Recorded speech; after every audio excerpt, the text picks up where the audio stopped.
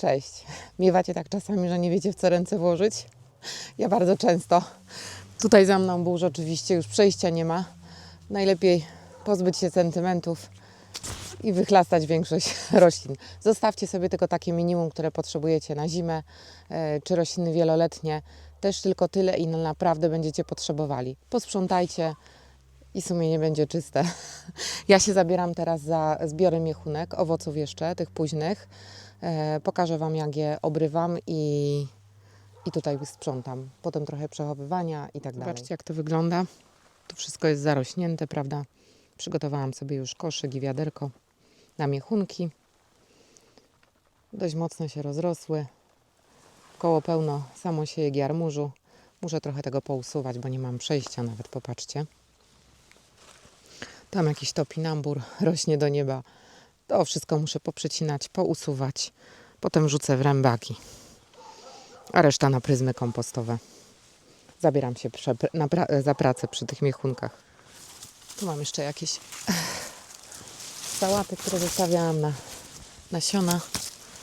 Muszę to powyrywać i się dostać do miechunek.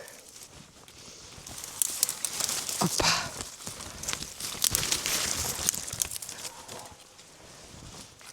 Kompostownik mam oczywiście na jeden rzut zaraz za sobą. A te miechunki, słuchajcie, najlepiej sobie obcinać nożyczkami, bo one się nie chcą łatwo obrywać. Tutaj jakbyście chcieli to zerwać, to po prostu się łamią gałązki najczęściej. To akurat zeszła, ale ciężko jest to nieraz oderwać. Także najłatwiej sobie wziąć nożyczki i obcinać po sztuce do koszyka.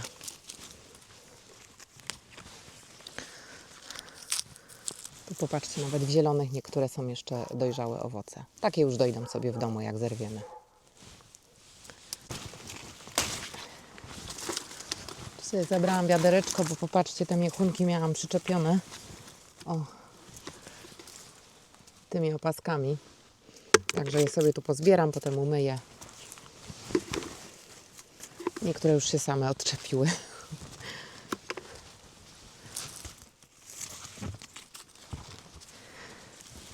No i coś Wam jeszcze pokażę. Tak z bliska, nie wiem, czy będzie dobrze widać, chyba obniżę. Te rośliny są dość duże, ale po pierwsze możecie sobie zrobić na przyszły rok sadzonki z tych miechunek. Trzeba sobie wybrać taką niską gałązkę, najlepiej taką, która jest całkiem przy ziemi. Można sobie ją urwać i popatrzcie. Ona na dole, tu gdzie dotykała ziemi, już wypuszcza korzonki. Także to możemy sobie, prawda, przyciąć, wstawić do ziemi, tutaj dotąd i przezimować sobie w domu. Takich patyczków nawtykać dużo do doniczki. Część się przyjmie na pewno. I w przyszłym roku będziecie mieli wczesny plon już od kwietnia w domu na parapecie. Albo można sobie taką roślinę po prostu poprzycinać górą, wsadzić do doniczki i też ją przezimować w domu. Pamiętajcie, miechunki to są rośliny wieloletnie, więc możecie sobie je śmiało przechować. Tak jak przez zimę można przechowywać papryki, czy nawet niektóre pomidorki. Już Wam pokażę, jak ja bym to zrobiła. Ja przechowywać nie będę, już eksperymentowałam z tym, udało się super. Natomiast po prostu nie mam miejsca w domu, więc tego nie powtarzam. I popatrzcie, wystarczyłoby taką roślinkę, po prostu tutaj mamy miechunkę fajną, poprzycinać jej gałązki. Ja bym to zrobiła tak dość solidnie. Nie musi zajmować w domu dużo miejsca, poza tym te liście też niepotrzebnie ją będą osłabiać. Bierzecie łopatę albo widły. No, korzenie ma solidne.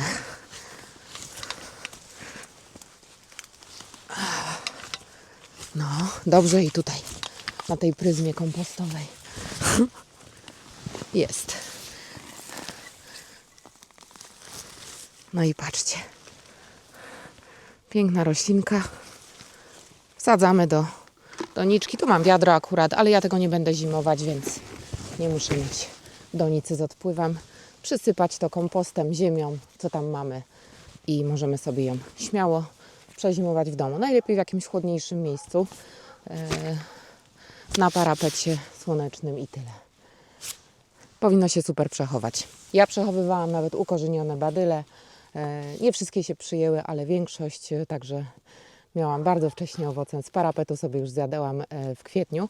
A pamiętajcie, to są bardzo późne odmiany. Jak ich nie posiejemy w lutym, to potem już mamy bardzo maleńki plon, jeżeli się spóźnimy z siewem. Także można sobie przechować i mieć super szybko owoce. Biorę się dalej do pracy. Pokażę, które owoce warto sobie zebrać, tak po wyglądzie wizualnie, prawda, żeby były dojrzałe i żeby jeszcze doszły sobie w domu po zerwaniu. Tutaj widać, że jest dojrzały owoc, bo ma taki jasny lampionik, tak. O, ten to już nawet chyba jest przejrzały trochę, tak. Kolejne widać też są jasne, ale jeszcze jeden później po tym. Taki już widać jaśniejący, to tu mamy dojrzały owoc pomarańczowy, piękny na pewno. I kolejny jeszcze jeden można tak, no, o widzicie? On już też jest taki lekko żółty, nie jest zielony. Także takie owocki jeszcze zbieramy. Kolejnych już nie, bo to już będą zielone, małe. One nie dojdą. To jak poleży w domu nawet długo, to będzie gorzki, wstrętny owoc. Także to w ogóle nie złapie smaku. Szkoda ich zrywać, zostawiać nawet. Tylko takie blado żółte. One sobie jeszcze dojdą śmiało. Tak jak pomidorki trzymamy na parapecie, żeby sobie doszły. No ale to wiadomo, muszą być w miarę duże owoce. Tu już widać też zielony, ale zaraz był za takim żółciutkim lampionem i popatrzcie, w środku widać. Już prześwituje trochę żółty kolor. To możemy sobie poobrywać. Ja sobie te owoce wezmę, w skrzynce poukładam, żeby nie były bardzo na sobie i będę sobie jadła później jeszcze przez 2 miesiące w domu.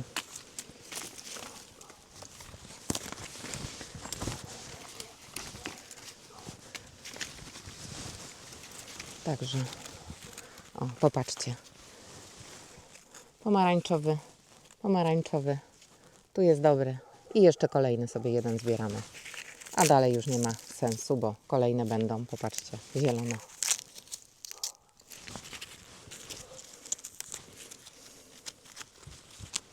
Ja już to sprawdzałam. Jak mi długo leżały, nawet 2 miesiące, one po prostu nie dojrzeją. Są zwyczajnie wstrętne. Ale można sobie na przykład całą roślinę zabrać do domu, jak macie tyle miejsca, wiecie, 2 metry pod sufit, to możecie sobie zabrać i w domu sobie dojdą jeszcze. No ja nie mam tyle miejsca. Może się kiedyś doczekam ogrodu zimowego, ale wątpię. Trzeba sobie radzić tak jak można.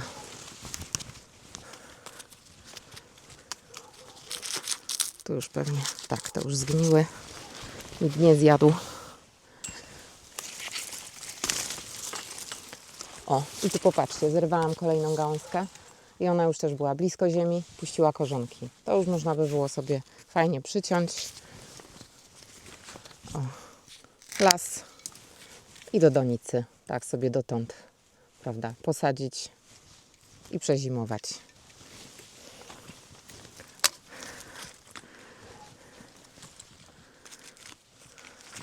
To już niedojrzałe. Także jak macie fantazję, miejsce i czas, to można się bawić w takie rzeczy. O, tu nawet popatrzcie, cała gałązka bez korzeni, ale dotknęła ziemi i tak jak pomidor, jak tylko poczuje trochę wilgoci, trochę ziemi, to momentalnie wypuszcza z młodych korzenie, tak? Zresztą to jedna rodzina, wszystko psiankowate, podobnie się zachowują.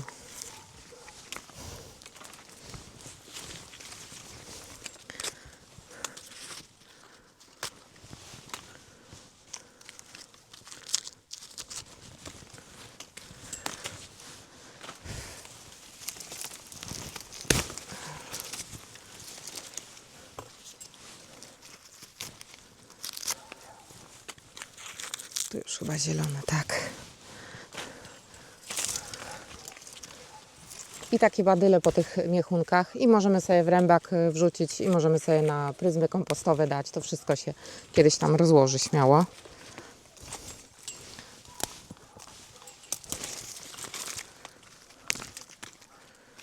Każda materia się przyda.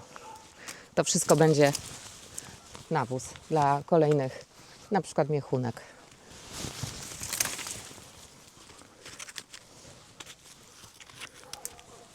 Zbieram teraz na szybko, bo dziś w nocy ma być u nas większy mróz i już niestety mogłoby ściąć owoce. Na razie pościnało te rośliny tylko z wierzchu, u góry.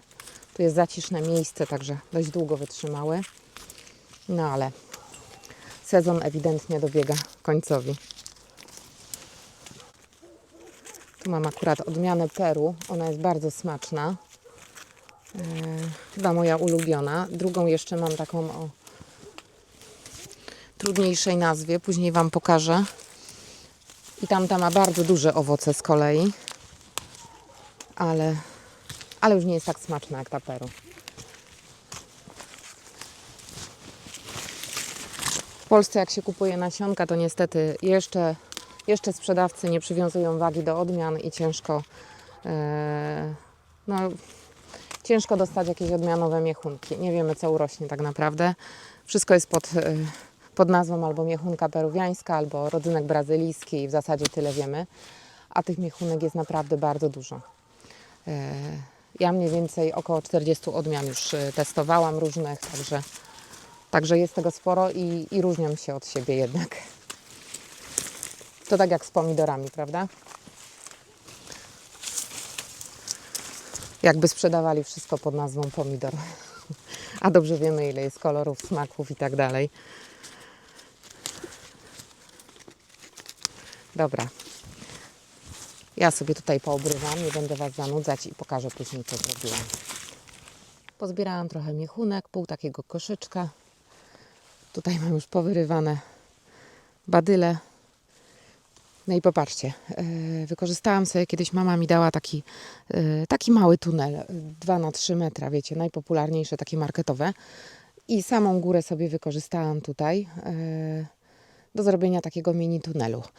W tym roku, popatrzcie, przywiązałam sobie tutaj takie tyczki i uprawiałam tutaj miechunki, jakieś pomidory, a teraz przykryję to wszystko, słuchajcie, agrowłókniną i będę sobie tutaj uprawiała jakieś inne roślinki, tak żeby mieć do zbioru zimowego i wczesnowiosennego, a potem sobie tutaj wszystko okryję siatką, taką przeciwko insektom i będę próbowała uprawiać u mnie kapustę, bo te się naprawdę niezbyt dobrze u mnie udają, przez to, że właśnie mam bardzo dużo robaczków, które lubią te kapusty jeść. Siatka już jest przygotowana, także wykorzystam to na 3 razy. Sprzątam dalej, bo straszny bajzel mam tutaj po tych porządkach moich porządków. Na razie muszę tu pousuwać wszystko, żebym mogła potem przykryć agrowłókniną, czyli na przykład jak mam tutaj taki jarmuż, to muszę go po prostu usunąć, bo on mi będzie blokował miejsce. Jakbyście chcieli, to zawsze go możecie posadzić w nowe miejsce. Jarmuż się powinien przyjąć bez problemu. Już to robiłam nawet po 2 razy w sezonie. Przesadzałam w inne miejsca i super się przyjmował. Ja ich tu mam pełno samosiejek, więc ten jeden może iść na kompost. Nie na straty. To wszystko masa zielona i nawóz. Także przerzucam go w nowe miejsce. Tu się wszystkiego muszę pozbyć, żebym miała czysto. Seler sobie może zostać. Obrywę mu tylko stare liście, bo on nie jest wysoki. I fru. O, to też muszę pousuwać, te wszystkie kije. A popatrzcie tutaj, to jest dobry patent. Takie coś sobie wymyśliłam. Te rurki, które tu zostały z tego tunelu, dalsza część, prawda, te, które były pionowe, poobcinałam na takie krótsze odcinki i potem latem biorę sobie młotek albo coś innego, jak nie mam młotka, wbijam to do ziemi i wtedy taki kijek, który jest coraz gorszej jakości, prawda, jak je kupujemy, czy jakieś inne tyczki, które mamy zrobione, nie wiem, z miskanta, z bambusa, żeby ich nie wbijać w ziemię i nie niszczyć, to po prostu mamy wbitą taką rurkę, a kijek sobie tylko wkładamy leciutko. I wtedy nie niszczymy sobie tego wszystkiego, nie męczymy się, jest dużo łatwiej. A takie rurki to zawsze gdzieś tam z czegoś się znajdzie, prawda? One i tak były do wyrzucenia, już rdzewieją, a mi to nie przeszkadza. Nie musi być piękne, jak jest i tak wbite do ziemi. Także wyciągam kijki, wyciągam te rurki, odłożę je na przyszły sezon, jeszcze się przydadzą.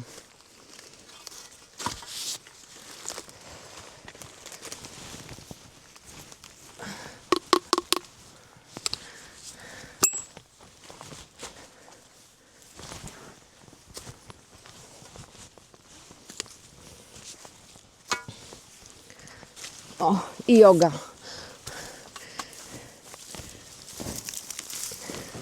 A to zgadnijcie, co jest. Większe ode mnie. To są marchewki. Tutaj miałam marchew pozostawioną na nasiona. Kwiatostany i nasionka, prawda? Już pozbierałam całe wiaderko, więc więcej nie potrzebuję. To już idzie wszystko na kompost. Wiecie, ja się nie martwię, jak mi się coś... O, widać, patrzcie. Marchewy jeszcze. Ups.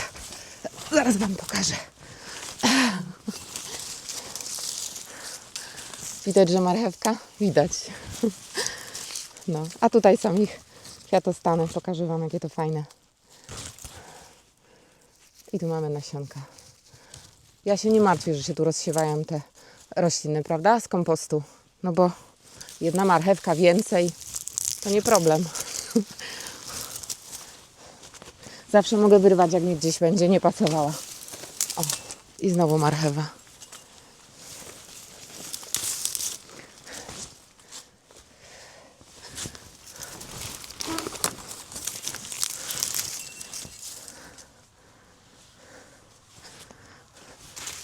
A tu mam topinambur. Też się go muszę pozbyć, przynajmniej tej górnej części. Poobcinam sekatorem. Bulwy sobie zostaną pod ziemią, a te badyle pójdą w rębak.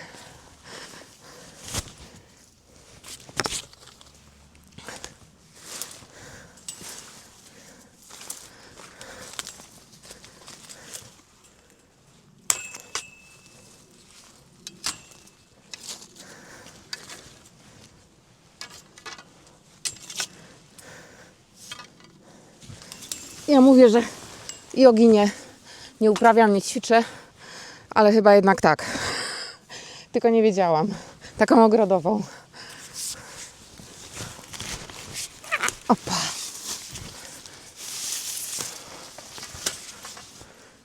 O, tu wam pokażę od razu.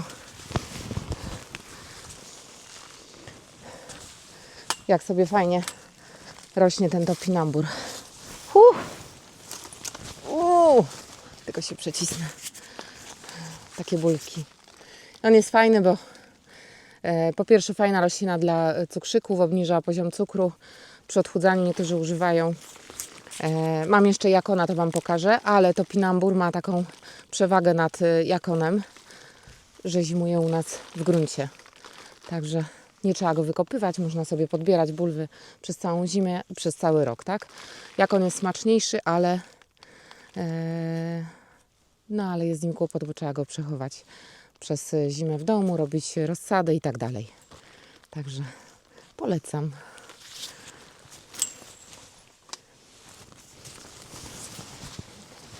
No i daje sporo masy zielonej, popatrzcie.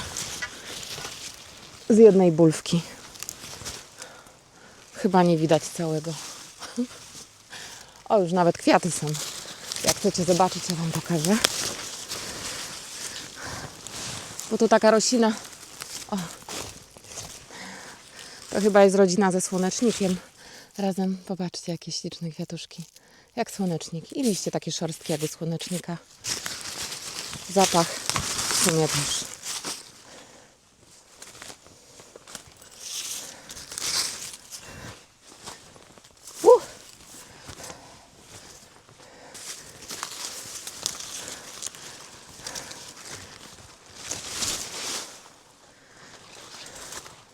I fru. To też tam wywalę. Opa.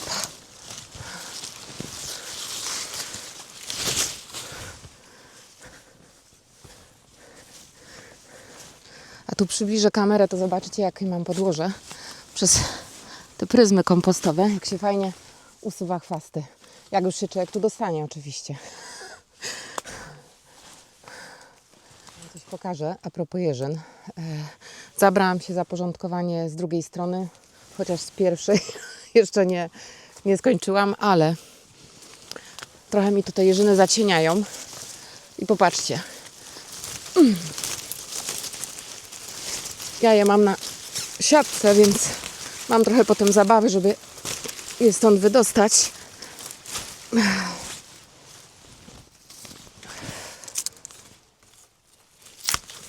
Ale wam coś pokażę, jak się uda. Chodź tu. O. Jeżyny bezkolcowe owocują na 2-letnich pędach. I popatrzcie, tutaj są takie pędy, gdzie widać, że były owoce. Po łodygach też widać, popatrzcie, są takie zielone. A jak mamy świeże tegoroczne odrosty, pędy, to one są po prostu zielone już od samego dołu. Te zielone też obcięłam częściowo, bo jak jeżyna rośnie zbyt gęsto, to wcale tych owoców nie ma dużo, nie wybarwiają się, nie są takie słodkie, pyszne i zaczynają chorować na różne choroby grzybowe, więc warto je sobie przerzedzić, poprzecinać, żeby miały dostęp do słońca i żeby nie było tutaj wilgoci za dużo. Także ja przecinam je i wybieram oczywiście te stare, te usuwam wszystkie bezwzględnie. Ona jest fajna, bo się nie rozłazi tymi pędami podziemnymi. Jak znajdę tutaj, to wam pokażę, jak one się rozmnażają. Poza tym, że się troszeczkę rozsiewają, ale przede wszystkim się pędami rozmnażają tymi końcówkami. Idzie sobie pęd i jak dotknie ziemi, to czuję tu na samym końcu, to zaczyna wypuszczać korzonki i rośnie nowa sadzonka. Pokażę wam, jak znajdę. Na razie jeszcze nie trafiłam. Także przycinam sobie dalej. Tu mam jeszcze takie stare. O, widać, prawda? One tak pożółkły już, te łodyżki. To wszystko trzeba usunąć, bo z tego nic nie będzie, tylko niepotrzebnie tu będzie zabierało roślinie słońce i będzie wilgoć. Ojojoj, tu jeszcze jakieś winorośle szaleją na maksa. No będzie trochę zabawy. Zbieram materiał do rębaka. Będzie więcej do testu. Przepraszam, że wam nie odpaliłam go, ale dzisiaj jest niedziela, nie bardzo chcę dokuczać sąsiadom, więc no musicie zrozumieć. A wczoraj padało. Też na to nic nie poradzę. Biorę się dalej do pracy. Przypadkiem. Patrzcie. Wyrwę z ziemi. Mamy jeżynę. I ona sobie z czubeczka tutaj wypuściła korzenie. Jest nowa sadzonka. Wystarczy ją tak naprawdę. O, bo popatrzcie. To odcięłam od rośliny, a ona już była ukorzeniona, także wystarczy sobie to obciąć. O, raz. I mamy nową sadzonkę. Sadzić w nowe miejsce albo do doniczki. I gotowe. I ona sobie potem będzie już tutaj rosła latami, wypuszczała tutaj nowe pędy. To są fajne jeżyny, bo one się nie rozrastają. Jedynie, tak jak mówiłam, wypuszczają tutaj ten pęd. Jak dotknie ziemi, to wtedy się ukorzenia. A tak to nie. A słuchajcie, tu mam taką miejscówkę, gdzie właśnie wokoło rosną jeżyny i było ich dość dużo, więc one drenowały dość mocno to miejsce i było bardzo zacienione. Tutaj mi nic nie chciało rosnąć, ale już trochę tutaj przerobiłam, dorzuciłam kompostu i na wierzchu mam taką warstwę fajną. I teraz będę tu robić pryzmę kompostową. Wszystko z tej części, gdzie miałam ten mini tunel, pokazywałam wam, usuwałam miechunki, wszystkie chwasty, wszystko tutaj wrzucę na kupę. Niech się tu przerabia i niech się ta ziemia troszeczkę wzbogaca. Będzie na pewno lepiej wszystko rosło. Coś sobie będę mogła posadzić tutaj w przyszłym roku i da mi plon. A nie takie dziadostwo jak w tym i wcześniej. I leci tu wszystko. Nawet takie grube badyle. To się będzie trochę rozkładać, ale nie szkodzi. Jak sadzę sadzonkę i trafiam na takiego badyla grubszego w miejscu, gdzie były te pryzmy, to po prostu sobie troszeczkę dalej robię dołek. Jak nie mogę się przebić, bo coś mi przeszkadza, na coś trafiam. Rośliny sobie świetnie z tym poradzą. Po 1-2 sezonach wszystko to będzie już, prawda, zwykłą ziemią. Także rzucam, co tylko przyniosę, to rzucam tam. Te badyle z marchwi, prawda? Wszystko.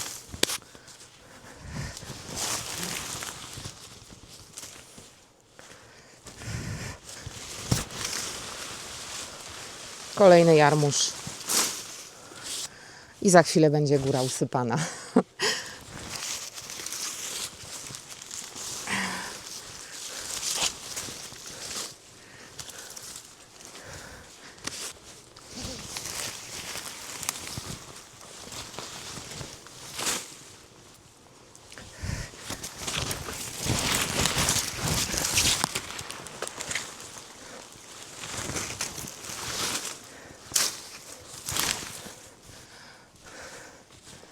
Potem Wam pokażę, jak nie zajdzie mi całkiem słońce.